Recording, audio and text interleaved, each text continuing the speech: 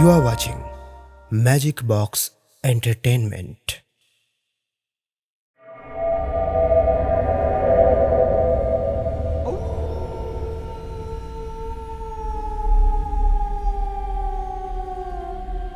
আপনাদের সবাইকে জানাই শুভ ইংরেজি নববর্ষের অনেক অনেক শুভেচ্ছা এবং ভালোবাসা। একরাশ নতুন আশা এবং সম্ভাবনা নিয়ে নতুন বছর এসেছে। আমাদের এই যাত্রাপথে আপনারা যেভাবে সঙ্গে রয়েছেন তাতে আমরা আপ্লুত। এবছরেও আমরা হরেক রকম গল্প আপনাদের জন্য নিয়ে আসব। আপনাদের দাবি এবং ভালো লাগাকে মাথায় রেখে তাই বছরের শুরুতেই আমরা নিয়ে এসেছি বিষ্টুদার একটি গল্প। এবার আমাদের একটি ছোট্ট দাবি, বিষ্টুদার এই গল্প শেয়ার করে আরও বেশি বন্ধুদের কাছে পৌঁছে দিন। এই গল্পে 30,000 ভিউ হলে পরবর্তী বিষ্টুদার গল্প আমরা নিয়ে আসব। প্রতি সপ্তাহে নতুন নতুন রোমাঞ্চকর, রহস্যময়, ভৌতিক এবং আরও হরেক রকম স্বাদের গল্প শুনতে সাবস্ক্রাইব করে আমাদের সঙ্গে থাকুন। নতুন গল্পের আপডেট সবার আগে পাওয়ার জন্য বেল আইকনটি ক্লিক করে নোটিফিকেশন অন করে রাখুন। শুরু হচ্ছে সৌমেন মজুমদারের লেখা বিষ্টুদার ভূতের গল্প সিরিজের 42তম গল্প, মরা গ্রামের ভুতুড়ে ঘটনা।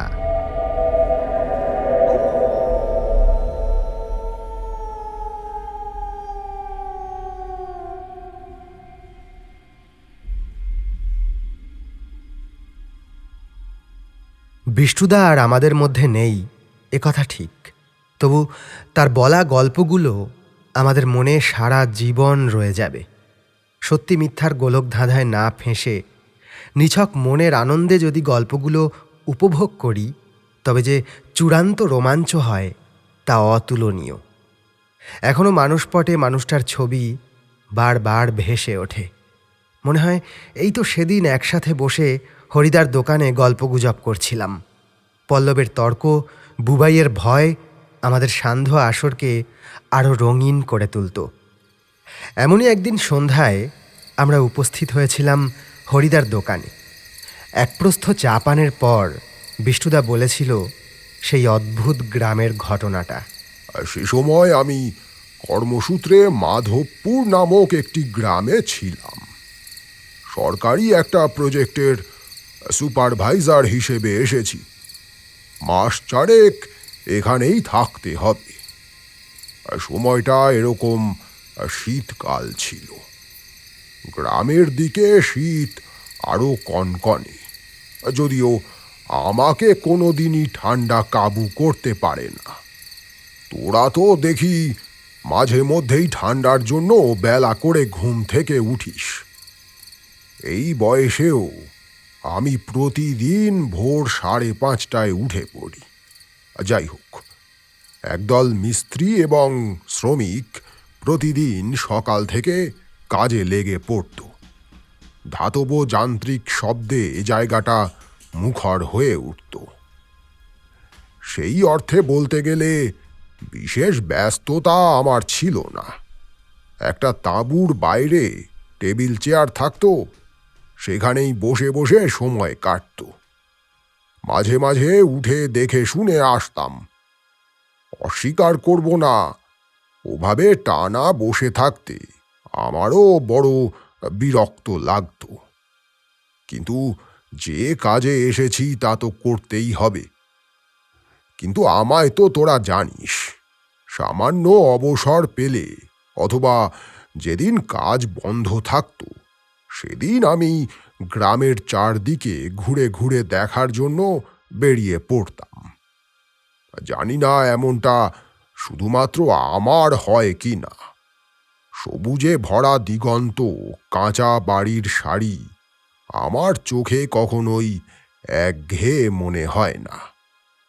আগেই বললাম যে সময়টা শীতকাল, ফলে দুপুরে যেদিন ঝকঝকে রোদ উঠত, সেদিন কাঁচা রাস্তা ধরে হাঁটতে হাঁটতে, সোনালি রোদ গায়ে মাখতে মাখতে ঘুরে বেড়াতে যে কি শান্তি অনুভব করতাম তা তোদের বলে বোঝাতে পারবো না। তবে বেলা পড়লেই মৃদু কুয়াশায় ভরে উঠত চারদিক। কেমন ধোঁয়ার মতো মিহি পর্দা যেন দৃশ্যকে আবছা করে তুলত। বলা বাহুল্য, এমনভাবে গ্রামে ঘুরতে ঘুরতে বেশ কিছু মানুষজনের সঙ্গে পরিচয় তৈরি হয়েছিল। বিভিন্ন প্রসঙ্গ আলোচনা করতে করতে ওইসব পরিচিত মানুষদের মুখেই একটা অদ্ভুত বিষয়ে জানতে পারি। এই গ্রাম থেকে কিছুটা দূরে আরও একটি গ্রাম রয়েছে। সেই গ্রাম এই অঞ্চলের সবার কাছে মরা গ্রাম নামে পরিচিত। যেটুকু জানতে পেরেছি, কোনো এক সময় মহামারীর ফলে ওই গ্রাম নিশ্চিহ্ন হয়ে গেছে। তারপর থেকে ওভাবেই ফাঁকা পড়ে আছে। সত্যি মিথ্যা জানি না, তবে যারা নাকি ওই গ্রামে গেছে তারা অদ্ভুত সব ঘটনা প্রত্যক্ষ করেছে। সেটা অস্বাভাবিক বাতাস অথবা অদৃশ্য কারো শ্বাস প্রশ্বাস, আবার অনেকে নাকি পোড়ো বাড়িগুলোকে দাউ দাউ করে জ্বলতে দেখেছে। এইসব ঘটনা গ্রামময় ছড়িয়ে পড়ার পর স্বাভাবিকভাবেই লোকজন ওদিকে যাওয়া বন্ধ করে দিয়েছে। এই প্রসঙ্গ উঠলেও সবাই কেমন এড়িয়ে যেতে চায়। ভয় যেন প্রত্যেকের মনে স্থির হয়ে বাসা বেঁধেছে। কিন্তু এসব প্রসঙ্গ আমার কাছে অনেকটাই হরির চায়ের মতো। যে যাই বলুক, আমার আগ্রহ 16 আনা। একবার যখন একটা সূত্র পাওয়া গেছে, তখন সেই বিষয়টাকে প্রত্যক্ষ না করা পর্যন্ত আমার মনে শান্তি নেই। অতএব কাজের ফাঁকে ফাঁকে লোকজনের সঙ্গে কথাবার্তা বলে এ বিষয়ে আরও কিছু জানার চেষ্টা চলতে লাগল। কিন্তু আর বিশেষ কিছু যে জানা গেল তেমনটা নয়।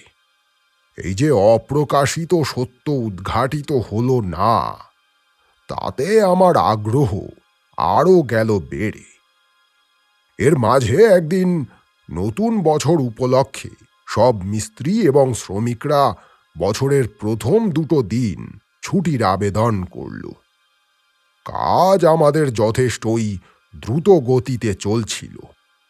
ওই 2 দিন ছুটি থাকলে সবাই আরও বেশি উৎসাহিত হবে, এই ভেবে আলোচনার পর সেই ছুটি মঞ্জুর হলো। অনেকেই 2 দিনের ছুটি পেয়ে বাড়িতে গেল। যারা রয়ে গেল তারা ওখানেই বনভোজন এবং রকমারি ভোজনের পরিকল্পনা করল। আমিও যেহেতু কোথাও যাইনি, তাই ওদের সঙ্গে ভোজন বাসনাকে তৃপ্ত করার ষড়যন্ত্রে যোগ দিলাম।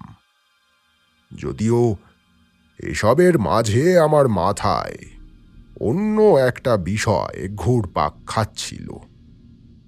2 দিন যখন ছুটি রয়েছে, এই ফাঁকে আমার মনের বাসনা পূর্ণ করে ফেলব। অলৌকিক কথাবার্তা এবং রহস্যজনক বিষয়গুলো শোনার পর থেকে মনে মনে একরকম সিদ্ধান্ত নিয়েছিলাম যে এখান থেকে ফিরে যাওয়ার আগে অন্তত একটা রাত আমি ওই গ্রামে কাটাবো। গ্রামবাসীরা অবশ্য এমন কিছু বলেনি যা রাতের গুরুত্বকে বাড়িয়ে দেয়। তবু আমার দীর্ঘ অভিজ্ঞতায় এটুকু খুব স্পষ্টভাবেই জানি যে সূর্য ডুবলে অতিলৌকিক শক্তিরা আরও শক্তিশালী হয়ে ওঠে। তাই রাতের অন্ধকারই আদর্শ সময় এমন ভৌতিক অভিযান করার জন্য। 1 জানুয়ারি হরেক রকম মশলাদার উপাদেয় খাদ্য সহযোগে বনভোজনের আয়োজন হয়েছিল। মিস্ত্রি শ্রমিকরা নিজেদের মতো আনন্দ করছিল।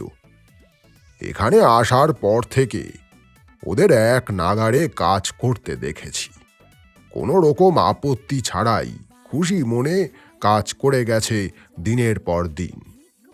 কাজের ফাঁকে এমন ছুটি, এমন আনন্দের আয়োজন যে কাজের আগ্রহকে অনেক গুণ বাড়িয়ে দেয়, তা বলার অপেক্ষা রাখে না।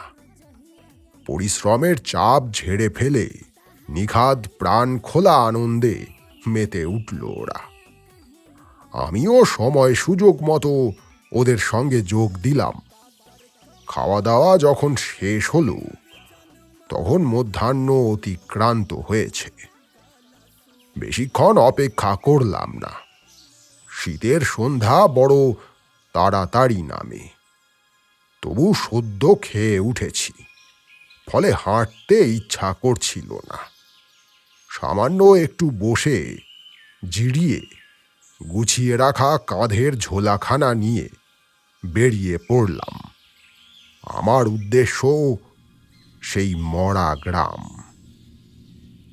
ধীরে সুস্থে হাঁটছি, কিন্তু অবেলায় খাওয়া দাওয়ার ফলে শরীর বড় ক্লান্ত লাগছে। মন উসখুস করছে এই ভাবনায়, যদি একখানা রিক্সা কিংবা গরুর গাড়ি জুটে যায় তবে কোনো রকম কার্পণ্য না করে উঠে পড়ব। কিন্তু যতদূর জানি ওই দিকে কেউ যায় না। আদৌ কি তেমন কাউকে পাবো যে আমায় ওখানে এগিয়ে দিয়ে আসবে? হাঁটতে হাঁটতে দেখি একটা গরুর গাড়ি আসছে। ভদ্রলোকের সঙ্গে কথা বললাম। আমি যে মরা গ্রামেই যেতে চাই সে কথা স্পষ্ট করে বললাম না, শুধু কোন দিকে যাব সেটা দেখিয়ে কথা শেষ না করেই গাড়িতে উঠে বসলাম। গরুর গাড়ি ধীরে ধীরে এগিয়ে চলেছে। যখনই চালক ভদ্রলোক আমায় জিজ্ঞাসা করছেন কোন দিকে যাব, আমি উঁকি মেরে মরা গ্রামের পথের দিকে নির্দেশ করছি। এক দুবার এমন হওয়ার পর ভদ্রলোক বুঝতে পারলেন আমি কোন দিকে চলেছি। হঠাৎ গাড়ি থামিয়ে বললেন, বাবু বাবু আমি ওদিকে যাব না, সন্ধ্যা হয়ে আসছে।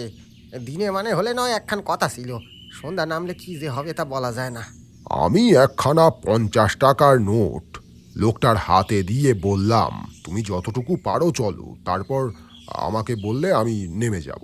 ইতস্তত করে ভদ্রলোক আবার এগোতে লাগলেন। ওই পথে সেই সময় ভাড়া ৩-৪ টাকার বেশি নয়। সেখানে আমি ৫০ টাকা দিয়েছি। সামান্য লাভের আশাতে যে ভয়কে উপেক্ষা করার চেষ্টা করতে পারেন তেমনটা আন্দাজ করেই টাকাটা ওনাকে দিয়েছি। কিন্তু মিনিট খানেক চলার পর হঠাৎ করে গাড়ি আবার দাঁড়িয়ে পড়ল। গরু দুখানা কেমন অদ্ভুতভাবে ডেকে উঠল। কি হয়েছে? আমি আর যাব না বাবু, আপনি নামেন। এখনো তো বেশ কিছুটা, আরো কিছুটা চলো। আপনি না নামলে আমি কিন্তু গাড়ি উল্টো দিকে ঘুরাবো, আপনার যা ইচ্ছা। এই বলে যখন গাড়ি ঘোরানোর উপক্রম করছে তখন আমি থামতে বলে নেমে পড়লাম গাড়ি থেকে। আলো তখন অনেকটাই কমে এসেছে। এ জায়গায় অনেক গাছপালা, তাই মুক্ত আকাশের সাদা আলো এখানে সম্পূর্ণ প্রবেশ করতে পারছে না।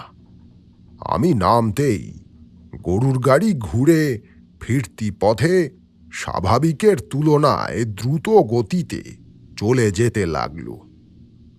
আমি সেদিকে কয়েক মুহূর্ত তাকিয়ে থাকার পর নিজের পথে চলতে লাগলাম। এই গ্রাম সম্পর্কে লোকজনের সঙ্গে আমি এই কদিনে এত আলোচনা করেছি যে কোন পথে ওখানে পৌঁছাতে হবে তা আমার কাছে সম্পূর্ণ স্পষ্ট হয়ে গেছে।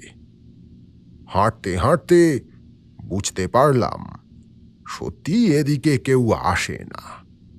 লোকজন তো দূরের কথা, সন্ধ্যা নামার আগে এ সময় যে পাখিদের সুরেলা কলরব গ্রামময় কানে আসে তাও এখানে নেই। অথচ যে পরিমাণ গাছপালা এখানে রয়েছে তাতে আরো বেশি পাখি থাকাই স্বাভাবিক ছিল। সময়ের সঙ্গে তাল মিলিয়ে আলোর পরিমাণ দ্রুত কমে আসছে। খেয়ে উঠে যে ক্লান্তি শরীরে হয়েছিল তাও এতক্ষণে অনেকটা কমেছে। তাই একটু দ্রুত পায়ে আমি হাঁটতে লাগলাম। আশেপাশে পরিত্যক্ত বাড়িঘর যখন চোখে পড়তে লাগল তখন আলো অত্যন্ত ক্ষীণ হয়ে এসেছে। কয়েক মুহূর্তের মধ্যেই ঘুটঘুটে অন্ধকারে ঢেকে যাবে চারপাশ। কেমন অদ্ভুত থমথমে পরিবেশ। আমি উৎসাহিত চোখে সব দিকে চেয়ে চেয়ে দেখতে লাগলাম। ইতিমধ্যে পাতলা কুয়াশা জমতে শুরু করেছে গাছপালার ফাঁকে ফাঁকে। কাঁধের ঝোলা থেকে টর্চখানা বের করে হাতে নিলাম। কয়েক মুহূর্তের মধ্যে যে সামান্য আলো ছিল তাও কোথায় হারিয়ে গেল।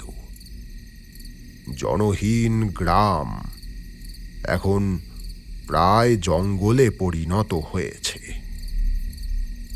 আমার শরীরে যথেষ্ট শীতের পোশাক রয়েছে, তবু কেমন শিরশিরে অনুভূতি হচ্ছে। সতর্ক দৃষ্টিতে মূল পথ ধরে এগিয়ে চলেছি। পথের দুধার থেকে লতাপাতা জঙ্গল বেড়ে উঠে পথখানাকে প্রায় গ্রাস করে ফেলেছে। মাঝে সামান্য কিছুটা জায়গা রয়েছে যা দেখে আন্দাজ করা যায় ওটাই পথ। টর্চখানা জ্বালিয়ে হাতে নিয়েছি, কিন্তু সে আলো বেশি দূর পর্যন্ত পৌঁছাচ্ছে না। টর্চের তীব্র আলোয় শুধুমাত্র জমে ওঠা কুয়াশার আস্তরণ উজ্জ্বল হয়ে উঠেছে। আমার সমস্ত স্নায়ু সজাগ হয়ে রয়েছে। ঠিক এমন সময় মনে হলো আমার ঠিক পিছনে কেউ পায়ে পায়ে তাল মিলিয়ে হেঁটে আসছে, আর তার নিঃশ্বাসের আঘাত আমার কাঁধের উপরে এসে লাগছে। সে মৃদু বাতাসের প্রবাহ বরফের মতো শীতল। আমার বুকের ভিতর হৃদস্পন্দন অস্বাভাবিকভাবে তীব্র হয়ে উঠল। আমি মনকে শক্ত করে ধীরে ধীরে পিছনে ফিরলাম। মুহূর্তের জন্য একখানা চেহারা ঝিলিক দিয়ে উঠে কোথায় মিলিয়ে গেল। আমার হাতের টর্চ জ্বলছে, সেই আলো চারদিকে ফেললাম, কিন্তু কিছুই চোখে পড়ল না।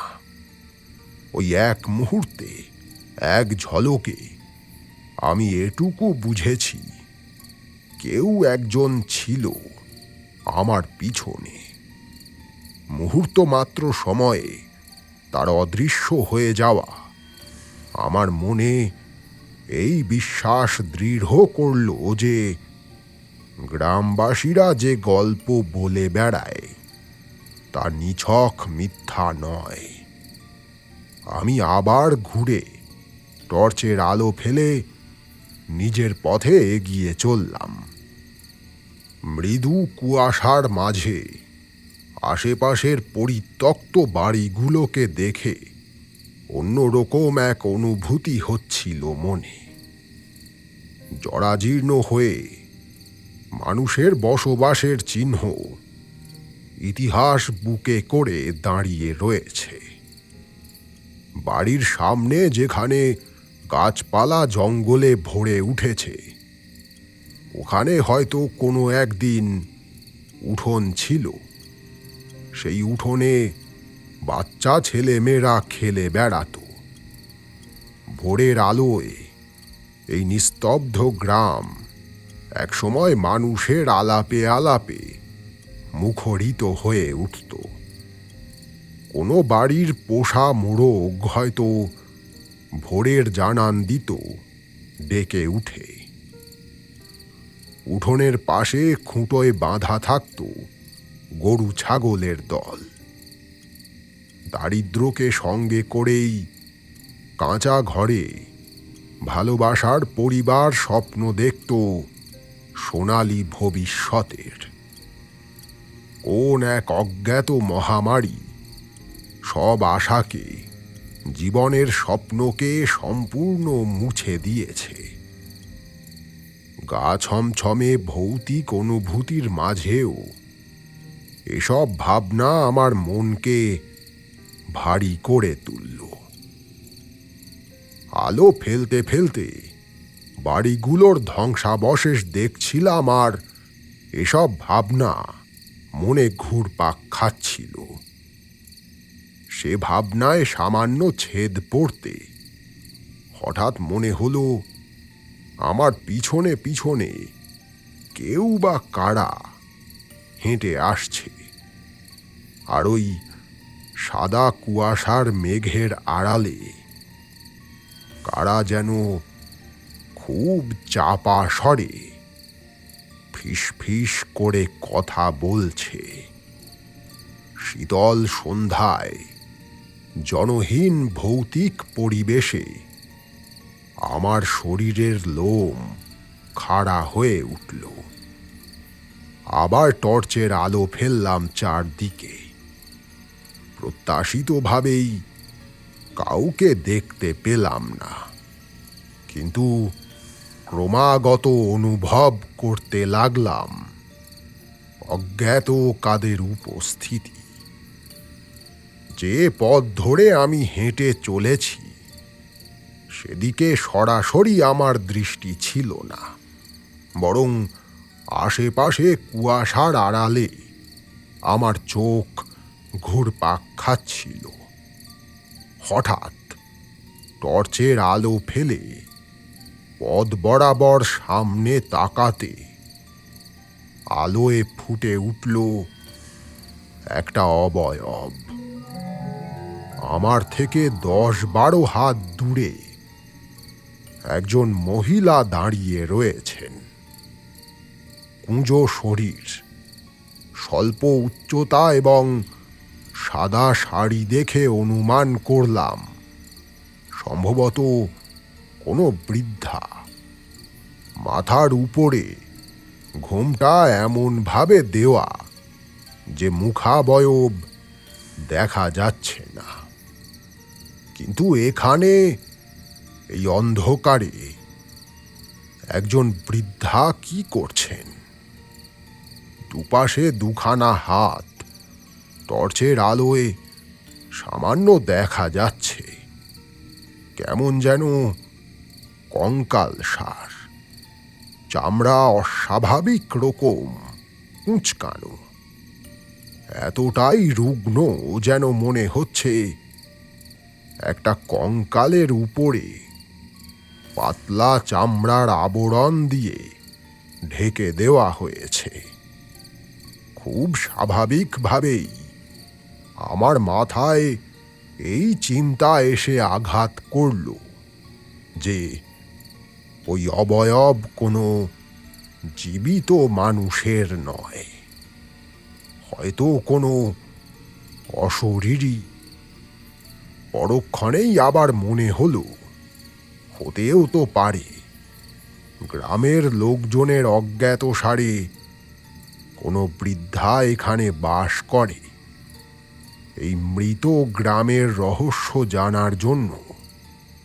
আমার মন এমন ব্যাকুল হয়েছিল সেই সময় যে কোনো অশরীরীকে অনুসরণ করতেও আমি বিন্দুমাত্র পিছপা হতাম না।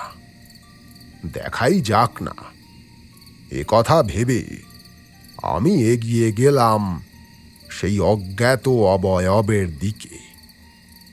সেই বৃদ্ধা তখনও একইভাবে স্থির হয়ে দাঁড়িয়ে রয়েছেন, যেন পাথরের মূর্তি। আমি একেবারে সামনে এগিয়ে যাওয়ার পরেও বৃদ্ধা স্থির হয়ে দাঁড়িয়ে রইলেন। জীবনে সাহস অভিজ্ঞতা যতই থাক, এমন পরিবেশে সবার মনেই সামান্য হলেও ভয় বাসা বাঁধে। আমি কাঁপা গলায় প্রশ্ন করলাম, আপনি কে? মূর্তি একই রকম স্থির। আমি আবার প্রশ্ন করলাম, এখানে আপনি কি করছেন এ সময়? কে আপনি? এবার অদ্ভুত কম্পমান খনা কণ্ঠস্বর ভেসে এলো, আমি তো এখানেই থাকি। তা তুমি বাপু এই সন্ধ্যা রাতে এখানে এসো কেন? আপনি এখানে থাকেন মানে? গ্রামের সবাই তো বলে এখানে কোনো মানুষ থাকে না। কে কি বলে আমি জানি নে, তবে এটা জানি এখানে সন্ধ্যের পর এমনকি দিনের বেলাতেও কেউ আসে না। তুমি কেন এসো? আসলে এই গ্রামটার বিষয়ে জেনে আমার মনে কৌতূহল হয়েছিল জানার। ক্ষণক্ষণে অট্ট হাসি কানে ভেসে এলো। তারপর কেমন তাচ্ছিল্য ভরে বললেন, সব কিছু জানার কৌতূহল ভালো না, ফিরে যাও। এভাবে চলে আসবো সেজন্য তো আমি যাইনি। একরকম দৃঢ়ভাবেই বললাম, আমি এখানের রহস্য জানতে চাই, ফিরে আমি যাব না। আপনি যদি জানেন সব কিছু তাহলে আমাকে বলুন। বললাম না, সব কিছু জানার কৌতূহল ভালো না। এ কথা বলেই সেই মূর্তি ঘুরে হাঁটতে শুরু করল। হাঁটার গতি অত্যন্ত ধীর। অথর্ব শরীরের প্রভাব চলনে স্পষ্ট। আপনি বলুন কি জানেন? এ কথার কোনো উত্তর পেলাম না। আমিও বৃদ্ধার পিছনে পিছনে চলতে লাগলাম। চারিদিকে গাছপালা আর সেই জঙ্গলের মাঝে ভেসে থাকা কুয়াশা পার করতে করতে একটা জায়গায় এসে পৌঁছালাম। এতক্ষণ দেখা দৃশ্যপটের সঙ্গে এই জায়গার অমিল বড় স্পষ্ট। সামনে একটা কুঁড়ে ঘর, মাটির দেওয়াল, উপরে খড়ের চাল, সামনে পরিষ্কার পরিচ্ছন্ন একখানা উঠোন। আশেপাশে গাছপালার তলায় অযত্নে বেড়ে ওঠা ঝোপঝাড় নেই। মানুষ যে এখানে বাস করে তা অতি সহজেই বোঝা যায়। ততক্ষণে কেন জানি না এই বুড়ি যে কোনো জীবিত মানুষ, সেই ভাবনার পাল্লা কিছুটা ভারী হয়েছে। বুড়ি ঘরের দরজা খুলে ভিতরে ঢুকল। তারপরেই দরজা থেকে ভেসে এলো মৃদু আলোর রেখা।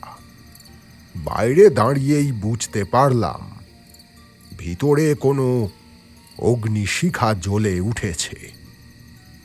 পরক্ষণে বৃদ্ধার কণ্ঠস্বর কানে ভেসে এলো, ভেতরে এসো।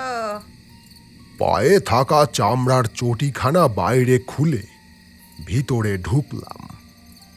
মাটির মেঝেতে খালি পা ফেলার সঙ্গে সঙ্গে তীব্র শীতলতা অনুভব করলাম। একটা কাঠের জলচৌকির উপরে কেরোসিনের লম্ফ জ্বলছে। তার ওপাশে একটা আসনে বসে আছে বুড়ি। মনে আশা ছিল না, কিন্তু যে মুহূর্তে বৃদ্ধা আমাকে ঘরে আসতে বললেন, সেই মুহূর্তে মনে আশা তৈরি হয়েছে তার কাছ থেকে কিছু না কিছু জানতে পারব।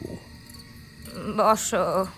সামনে একটা আসন পাতা, সেটার উপরেই বসে পড়লাম। রাত তখন 8টা, 8:30 হবে। নির্জন এই গ্রামে, এই অন্ধকারে শুধুমাত্র ঝিঁঝির একঘেয়ে ঝিম ধরানো শব্দ ছাড়া আর কোনো শব্দ কানে আসছে না। সন্দেহজনক এক বৃদ্ধাকে অনুসরণ করে একটা ঘরে উপস্থিত হয়েছি আমি। লম্ফের আলোয় সেই বৃদ্ধা এবং আমি সামনাসামনি বসে আছি। এতক্ষণে দেখতে পেলাম বৃদ্ধার মুখাবয়ব, তাও খুব স্পষ্টভাবে নয়। বৃদ্ধা এমন ভাবে বসেছেন যে মুখে বিশেষ আলো পড়েনি, ঘোমটায় আড়াল হয়ে আছে। হাত দুখানার মতোই মুখের চামড়াও কুঁচকানো, অস্বাভাবিক রকম রুগ্ন। চোখের কোটর দুখানা এমন গভীর যে সেখানে কিছুটা অন্ধকার যেন দলা পাকিয়ে রয়েছে। আদৌ মনি আছে কিনা কে জানে। এমন অতিলৌকিক সম্ভাবনাময় পরিস্থিতিতে বৃদ্ধা তার ক্ষণক্ষণে গলায় একটা গল্প শোনালেন। অনেক লম্বা সে গল্প। আমি তার সারমর্ম বলছি। এ ঘটনা প্রায় 80-90 বছর আগের। তখন এই গ্রাম মানুষের কোলাহলে মুখর ছিল। সুখ দুঃখ, হাসি কান্না মিলিয়ে আর 5টা সাধারণ গ্রামের মতোই একটা। গ্রামের এক পরিবারের মেজ ছেলের সঙ্গে বিয়ে হয় পার্শ্ববর্তী গ্রামের একটি মেয়ের। মেয়েটির বাবা ছিল তখনকার সময়ের মস্ত বড় ওঝা। আশেপাশের সব গ্রামে তার সুনাম ছিল। লোকজনের ধারণা ছিল মেয়েটিরও ঝাড়ফুঁক তুকতাক করার ক্ষমতা রয়েছে। বিয়ের পর সবকিছু শান্ত স্বাভাবিকভাবেই চলছিল। কিছুদিন পর নববধূ গর্ভবতী হয়। পরিবারের মনে খুশির জোয়ার আসে। যথাসময়ে মেয়েটি এক কন্যা সন্তানের জন্ম দেয়। এর ঠিক কয়েকদিনের মধ্যে কোনো অজ্ঞাত কারণে অস্বাভাবিক মৃত্যু হয় মেয়েটির স্বামীর। তার মৃতদেহ যেন কোনো জংলি জানোয়ার তীক্ষ্ণ নখ দিয়ে ক্ষতবিক্ষত করেছে। স্বাভাবিকভাবেই মেয়েটি মানসিকভাবে ভেঙে পড়ে। এরপর থেকেই গ্রামে একের পর এক মৃত্যু ঘটতে থাকে এবং প্রত্যেকটি মৃতদেহের গায়ে সেই একই রকম আঁচড়ের দাগ ছিল। হঠাৎ করেই গ্রামের মাঝে একটা শোরগোল ওঠে। তখনকার দিনে এই ধরনের গুজব অতি সহজেই ছড়িয়ে পড়ত। একটা ধারণা গ্রামময় ছড়িয়ে পড়ে যে ওঝার মেয়ে এসবের জন্য দায়ী। সে আসলে মানুষ নয়, ডাইনি। তার কুদৃষ্টিতেই তার স্বামীর মৃত্যু হয়েছে এবং তারপর থেকে এক এক করে গ্রামের সাধারণ মানুষ মারা যাচ্ছে। কিন্তু কুসংস্কারাচ্ছন্ন মানুষদের কে বোঝাবে আসলে সেই স্বামীহারা সদ্য মা হওয়া মেয়েটির মনের কি অবস্থা। একদিন গ্রামের মোড়লের নেতৃত্বে গ্রামের প্রায় সব মানুষ জড়ো হয়ে সর্বহারা সেই দুঃখিনীকে ডাইনি সন্দেহে পাকড়াও করে। তারপর জনসমক্ষে বেঁধে মারতে মারতে সম্পূর্ণ মেরে ফেলে। প্রতিবাদ করার সুযোগটুকুও সে পায়নি। কিন্তু শ্বাস যখন ফুরিয়ে এসেছে, সে সময় সে ভগবানের কাছে আকুল প্রার্থনা জানিয়েছিল, এ গ্রাম যেন ছাড়খাড় হয়ে যায়, মৃত্যু যেন এই গ্রামের পিছু কোনো দিন না ছাড়ে, শুধুমাত্র তার দুধের শিশু যেন এখানে সুরক্ষিত থাকে আজীবন। মৃত্যুকালীন সেই আকুল প্রার্থনা বোধহয় ভগবানের কানে পৌঁছেছিল। তারপর একের পর এক মহামারী, অস্বাভাবিক মৃত্যু, অতিলৌকিক ঘটনার ছোবলে ২০-৩০ বছর ধরে এই গ্রাম নিশ্চিহ্ন হয়েছে। শান্তি কোথায় হারিয়ে গেছে। কালের প্রবাহে মানুষের চিহ্ন আজ আর এখানে নেই। কিন্তু আকুল অভিশাপ প্রার্থনা যেমন প্রতিশোধ চরিতার্থ করেছিল, তেমনি অন্য এক অভিশাপ বয়ে এনেছিল। মেয়েটির সেই কন্যা সন্তান সমস্ত বিপর্যয় থেকে সুরক্ষিত থেকেছে। কোনো কিছুই তাকে আঘাত করেনি। কিন্তু কোনোভাবেই সে এই গ্রামের সীমানা পেরিয়ে অন্য কোথাও যেতে পারেনি। ঘুরে ফিরে আবার তাকে আসতে হয়েছে এই গ্রামেই। তার চোখের সামনে নিশ্চিহ্ন হয়েছে গোটা গ্রাম। একসময় সে একাই থাকতে শুরু করে এই গ্রামে। অস্বাভাবিক কিছু আঘাত না করলেও মৃত্যু তো সময় শেষে সবার জন্যেই অপেক্ষা করে। তার জন্যেও সে অপেক্ষমান ছিল। বয়সের ভারে একসময় সে বৃদ্ধা হয়। তারপর মৃত্যু হয় কালের নিয়মে। কিন্তু সেখানেই কি সব শেষ? হয়তো না। মৃত্যুর পরেও তার আত্মা বন্দি থেকে যায় এই গ্রামে। শুধু তার আত্মা নয়, এই গ্রামে বন্দি হয়ে আছে অসংখ্য গ্রামবাসীদের আত্মা।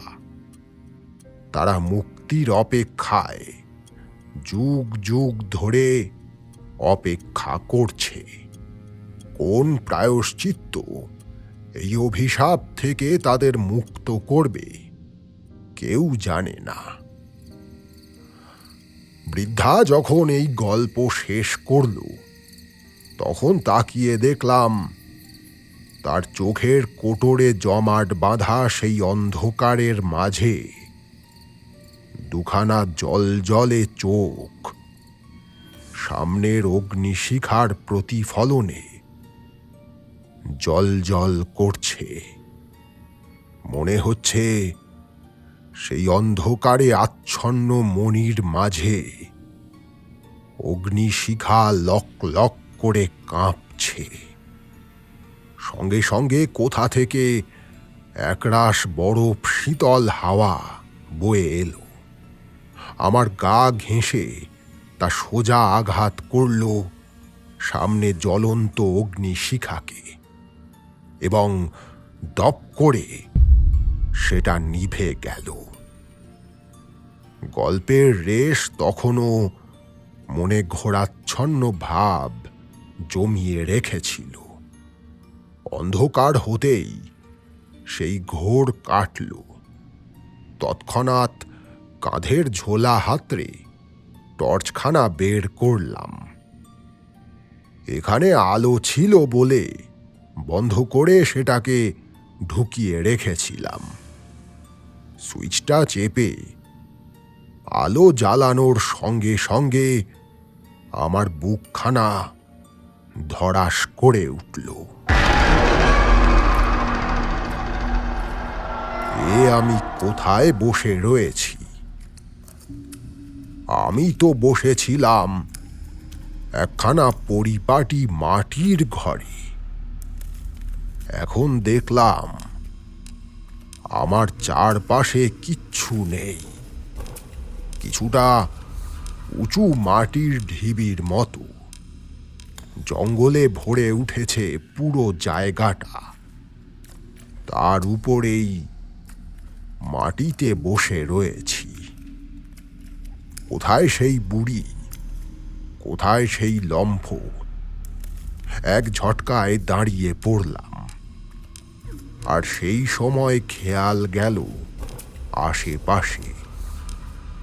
এতক্ষণ যে এক টানা ঝিঁঝির ডাক কানে আসছিল, তা যেন হঠাৎ থমকে গেছে। আশেপাশের কুয়াশা আরো গাঢ় হয়ে উঠেছে, আর সেই কুয়াশার আড়ালে কারা যেন ফিস ফিস করে কথা বলে চলেছে। ওই কুয়াশার আড়ালে কারা? আমি উঠে টর্চের আলো ফেলে অদূরে রাখা পায়ের চটিখানা গলিয়ে এগিয়ে গেলাম সেই জমাট বাঁধা কুয়াশার দিকে। কয়েক পা এগোতেই চোখের সামনে স্পষ্ট হয়ে উঠল এক দল অবয়ব। তাদের শরীর যেন কুয়াশার সঙ্গে মিশে রয়েছে, কেমন ফ্যাকাশে সাদাটে সব কিছু।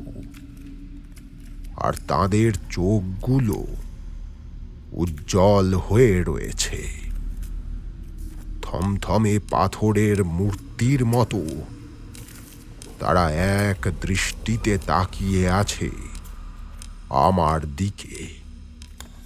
লতাপাতা পেরিয়ে যেদিকেই যাচ্ছি, সামনে দেখছি একদল মানুষ ওভাবে দাঁড়িয়ে আছে।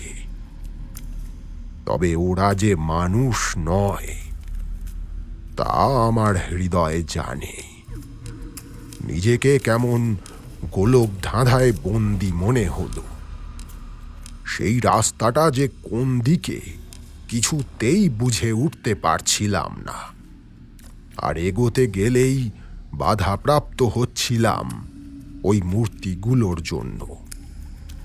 বেশ কয়েকবার সব দিকে যাওয়ার চেষ্টা করে যখন ব্যর্থ হলাম, তখন মনে করার চেষ্টা করলাম কোন দিক থেকে সেই বুড়ির সঙ্গে এখানে এসে পৌঁছেছি। মনে পড়ল, কিন্তু বারংবার যে ঘটনা ঘটে চলেছে তাই আবার ঘটল। ফিরতি পথে কয়েকবার পা ফেলার পরেই সামনে দেখতে পেলাম সেই অদ্ভুত সাদাটে মূর্তিগুলোকে। কিন্তু এবার আমি থামলাম না, সোজা এগিয়ে গেলাম সেই দিকে। আশ্চর্যজনকভাবে সেই মূর্তিগুলোর মাঝ থেকে আমি পার হয়ে গেলাম। যেন মনে হলো ওই মূর্তিগুলো ধোঁয়ার তৈরি। সাদা ধোঁয়া জমাট বেঁধে অমন আকৃতি ধারণ করেছে। সাদাটে মূর্তিদের ঘেরাটো পার করতেই আরো তীব্র এক ভয়াবহ দৃশ্য চোখে ভেসে উঠল। কোথায় সেই জঙ্গল? মনে হলো চারদিকে একটা বিস্তীর্ণ খোলা জায়গা, তার মাঝে দাঁড়িয়ে আছি আমি। আর সেই খোলা জায়গায় কয়েকশো চিতা দাউ দাউ করে জ্বলছে।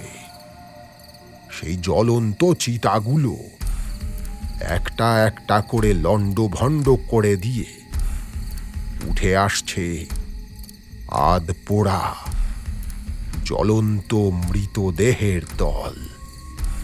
তারা এগিয়ে আসছে আমার দিকে। এ দৃশ্য দেখে আমার শরীর থরথর করে কাঁপতে লাগলো। কি করা উচিত কোনো দিশা খুঁজে পেলাম না। উন্মাদের মতো সোজা ছুটতে লাগলাম। আধ পোড়া মৃতদেহের দল চার হাত পায়ে ছুটতে ছুটতে এসে আমার পা জড়িয়ে ধরতে লাগলো। প্রথমে একটা, আমি কোনো রকমে নিজেকে মুক্ত করে আবার কয়েক পা ছোটার পর দুটো, তারপর তিনটে, এমন করে অগণিত মৃতদেহ আমার উপরে চড়াও হলো। অন্ধকার রাতে তারায় ভরা আকাশ একসময় ঢেকে গেল জ্বলন্ত মৃতদেহের ভিড়ে। অকল্পনীয় এই ভয়াবহ পরিস্থিতিতে আমার চেতনা অবশ হয়ে এলো।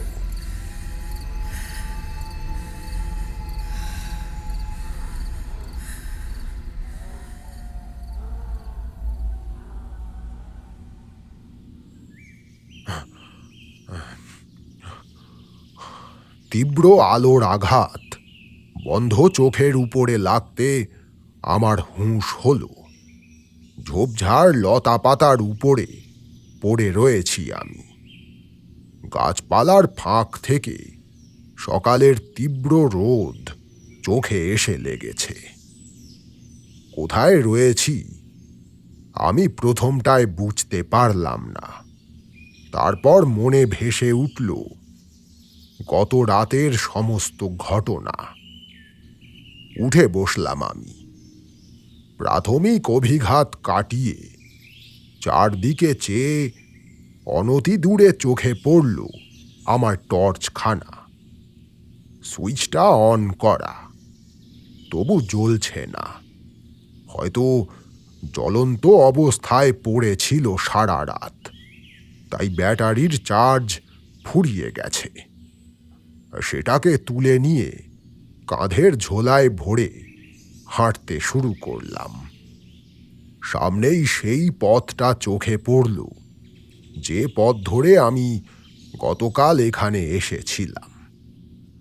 গত রাতের ভয়ঙ্কর অভিজ্ঞতা মনে সঞ্চয় করে ফিরতি পথে রওনা হলাম। এরপরে আরও যতদিন মাধবপুরে কাজের জন্য ছিলাম, একবারের জন্যেও ইচ্ছে হয়নি সেই গ্রামে যাওয়ার। সেদিন সন্ধ্যায় বিষ্টুদা এখানেই গল্প শেষ করেছিল। হয়তো ঘটনার প্রত্যক্ষদর্শী আমি নই, তবে বিষ্টুদার কাছে গল্পের আকারে সেসব ঘটনা শোনার পর যেন মনে হয় আমি নিজেই সবটা প্রত্যক্ষ করেছি। আর সেই জন্যই তো হরিদার চায়ের দোকানে বসে বিষ্টুদার গল্প শোনার পর যখন রাতে বাড়িতে ফিরি, তখন অন্ধকারে একা রাস্তায় গা কেমন ছমছম করে।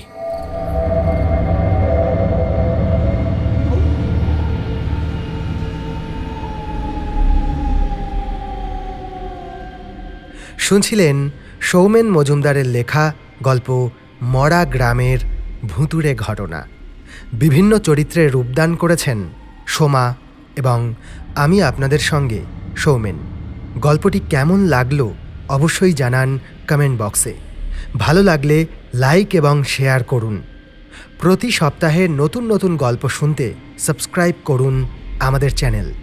নতুন গল্পের আপডেট পাওয়ার জন্য বেল আইকনটি ক্লিক করে নোটিফিকেশন অন করে রাখতে ভুলবেন না।